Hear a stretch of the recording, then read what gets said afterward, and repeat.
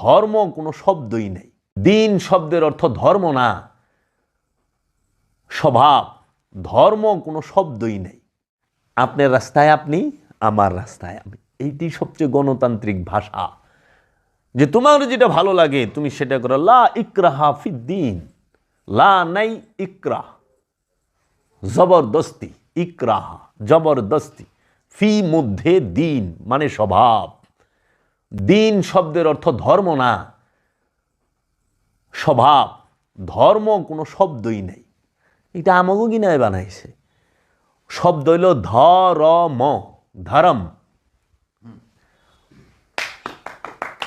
ধরম, ধ বৈষ্ণর ম, ধরম। ওইটা রে হিন্দুস্থানীগুলোকে মিলা যায়, হিন্দুগুলোকে মিলা যায়, গন্ধা হেতে কি করণ যায়। আরে একটা কাইটা খালি উপরে একটা রেপ মাইরা দেন, ধর্ম বানায় দেন। ধ আর ম আছে, বৈষ্ণবের কাইটা ফালাই দিয়া রেপ বানায় দিছে। আমরা কাটা ছাটার মধ্যে খুব উস্তাদ। খালি দেহি টাকনুর দিকে খেয়াল, মাথার দিকে খেয়াল। জিকিরে ভালবার বালিছে কিন্তু টুপি পরে না। আবার টুপি পরলে টুপিটা আবার নিয়ে লাগায়, লাইজানি ফেরেশতারা পিটাইব টুপি পরলে। এরকম একটা বাপ নিরিক পর্যন্ত টুপির দিকে বয়ে রয়েছে। ধরম, এই ধরম শব্দের অর্থ কি, ধর্ম শব্দের অর্থ কি, এবং এতে কি বোঝায়? ধতে ধন, রতে রতি, মতে মতি। ধন, রতি, মতি। এই ধন কারে কয় বলো তো? রতি কারে কয়? মতি কারে কয়? তোমরা রতি বানাইছো কারে?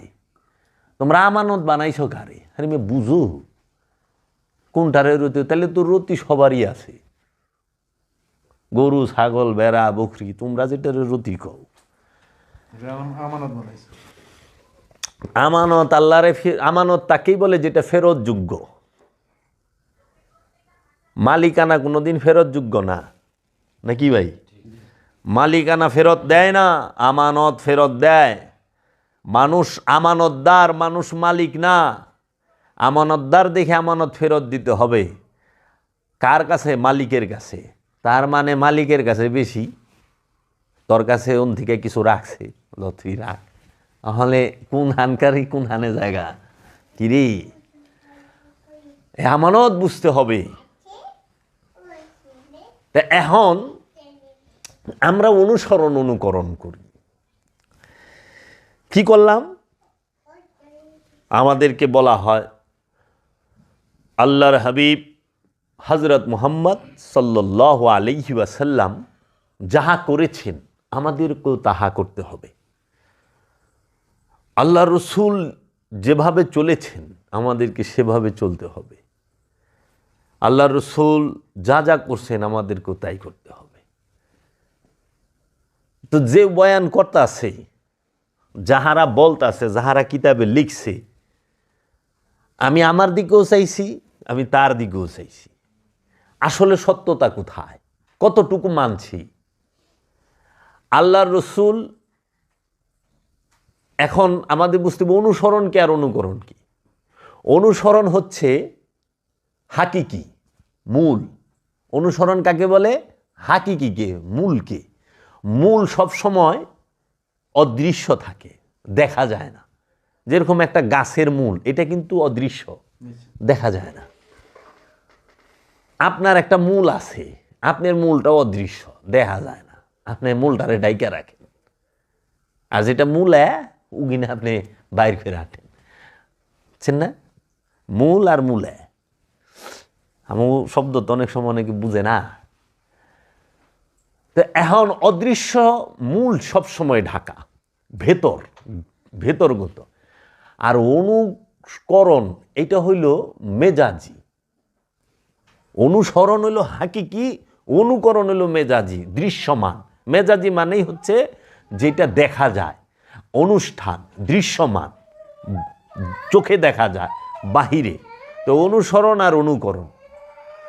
এখন অনুসরণ কি? আল্লাহ বলতেছে আতিয়াল্লাহ আতিয়র রসুল কুনু মা আস-সাদিকিন। আল্লাহ এবং আল্লাহ রসুলের অনুসরণ করো কোনো মা আসাদে, কিন্তু তোমরা সত্যবাদীর সঙ্গী হও, সত্যবাদীর। তাহলে এই সত্যবাদীকে আর অনুকরণ অনুকরণ আমরা সবাই করি, বিশেষ করে যারা ধর্মযাজক তারা অনুকরণটা বেশি করে, অনুসরণ খুব কম করে। আর সাধারণ মানুষ তো অনুকরণও করবার চায় না, অনুসরণও করবার চায় না। অনুকরণ করা মানা, অনুসরণ করা হুকুম। আল্লাহর রসুলের অনুকরণ করা নিষেধ। কইবেন কই ভাইলেন নিষেধ? সূরা হুজুরাত খুলেন, কি বলতেছে? খবরদার, আমার রসুলের কদমের আগে কদম ফালায়ও না, আমার রসুলের আগে অগ্রবর্তী হইও না, আগে আগে হাইটো না, সাথেও হাইটো না, পিছনে হাঁটো। সাথে হাঁটা কি? আগে হাঁটা কি? অনুকরণ। সাথে হাঁটা অনুকরণ না, পিছনে হাঁটা হইল অনুসরণ। হুকুম নিষেধ। খবরদার, আমার রসুলের সামনে উচ্চ স্বরে কথা বলিও না। আল কোরআন, আজগুবি শরীফও না, হাদিস শরীফও না, কোরআন শরীফ। যে আমার রসুলের কণ্ঠের উপরে উচ্চ স্বরে কথা বলিও না রসুলের সামনে। তাহলে অনুকরণ করতে মানা, নিষিদ্ধ। আবার কি বলতেছে? আমার রসুলের ঘরে যায়া কখনো দাস্তাক দিও না, দরজায় টোকা দিও না, নক করো না, ওইখানে ধৈর্য ধরো, চুপ করে বসো। মুর্শিদের দরবারে আসলে, গুরুর দরবারে গেলে যে ভক্ত বলে যে বাবাকে একটু বলেন আমি আইছি, ভাই বাবার একটু কইন আমি আইছি, অনেকে কয়, আমাকে দরবারেই কয়, ছায়া থাকি, এইটাই বেদবি না। এইখানে আল্লাহ বলছে কোরআনে, তুমি সূরা হুজরাত পড়বা, তুমি এখানে ধৈর্য ধরো যেই পর্যন্ত সে তোমার রসুল বের হইয়া না আসে, কিংবা সে তোমাকে না ডাকে। যেই পর্যন্ত বের হইয়া না আসে ওই পর্যন্ত ধৈর্য ধরে বসো। অন্ত আমার পীর মুর্শিদেরা ঘুমাইলেও আমরা বাবার একটু উদ্ধার কর না, আমি যাবো, আমার কাম আছে, আমার ডিউটিতে যাইতে। আশ্চর্য, বুঝছেন? রসুলের সামনে পা রাখা নিষেধ। তাহলে রসুলের বরাবর বসা কি? বাবা, গুরুর সামনে হাঁটা নিষেধ, গুরুর সামনে পা রাখা নিষেধ, কোরআন এটা, সূরা হুজরাত। তাহলে রসুলের বরাবরে বসা সবচেয়ে বড় বেদবি না? আবার আল্লাহ ওইখানে বলে দিছে, খবরদারি গিলা কইরো না, যদি করো আমি তোমাদের আমল জ্বালায়া দিব, হাত করে দিব। একটা হলো জব্দ করা, মানে ক্রোক করা, যে আটকায় ভালাইছে, আটকাইলে ওইটা ফেরত পাওয়ার চান্স আছে আপিল টাপিল কইরা, কিন্তু জ্বালাই দিলে তার ফেরত পাওয়ার চান্স নাই রে বাপ। আল্লাহ কইছে আমি জ্বালায়া দিব। এরপরও মুলুবিরা রসুলের শান খুঁজা পায় না, ও হাবিরা